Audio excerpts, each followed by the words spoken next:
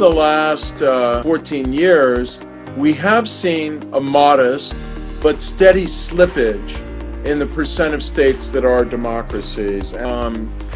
Conditions of corruption, of extensive crime, insecurity, inequality, and so on.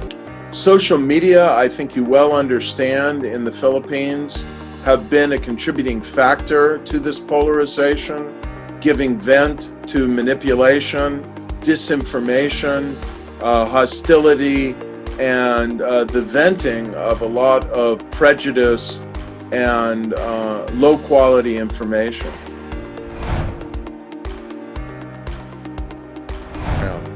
They begin by demonizing and delegitimating the political opposition and the media as enemies of the people.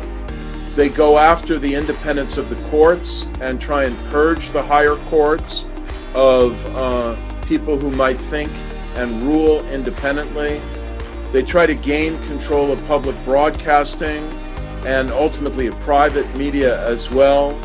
They constrain internet freedom, and then they go after civil society, NGOs, universities, think tanks, try and intimidate and silence them from open criticism. They extend political control over the state bureaucracy, the security establishment, and regulatory agencies, so they can't be held accountable. And ultimately, they try to get control of the electoral rules and electoral administration so they can just keep winning elections. Now, a lot of these threats, manipulations, intimidation, disinformation, arrests, and misuse of state power have gotten much worse during the pandemic because authoritarian rulers are trying to use the pandemic as cover to justify their intensification and concentration of power. I pulled together a lot of what I've learned about how different countries have responded. Follow Taiwan, Korea, Germany, Japan, a number of very good democracies, Norway, that have actually been able to do a pretty good job of controlling the pandemic.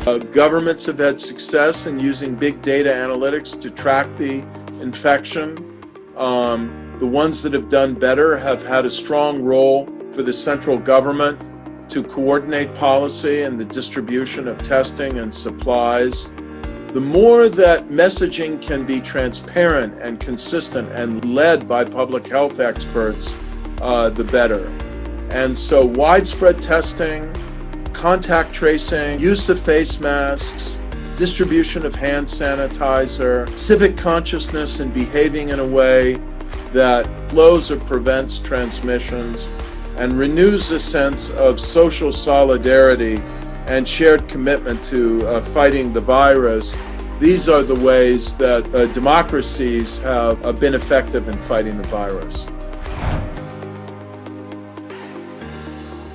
I think that the opponents of authoritarian populism can identify reforms to improve democracy, but sadly, we generally don't find that people vote out populists simply because they are committed to democracy. You have to speak to their substantive concerns as well.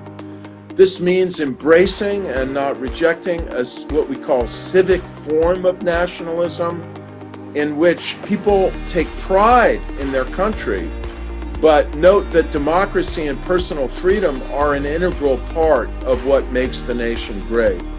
And to do this, we have to unite and enhance and enlarge the coalition, pushing back for freedom rather than polarize. And that means mobilizing very broad, cross-cutting civil society alliances, which is something that I think the Makati Business Club has been in the habit of doing over the years.